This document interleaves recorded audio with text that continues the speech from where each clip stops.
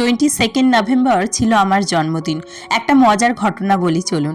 ঠান্ডা লেগে গলার অবস্থাটা খারাপ হয়ে গেছে, তাই ভয়েসটা একটু অ্যাডজাস্ট করে নেবেন। প্রত্যেক বছর আমার ডিয়ার হাজব্যান্ড বিয়ের আগে থেকেই আমার জন্মদিনটা সুন্দরভাবে পালন করে।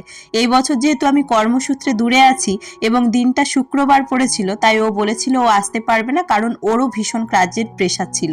তাই আমি বলেছিলাম ইটস ওকে, নাও আমি বড় হয়ে গেছি। কিন্তু হঠাৎ করে দেখি আমার এক কলিগ এবং তার ওয়াইফ, যারা আমার ভীষণ কাছের, তাদের নিয়েও একটা সারপ্রাইজ প্ল্যান করে ফেলেছিল এবং সেটার বিন্দু বিসর্গও আমি জানতাম না।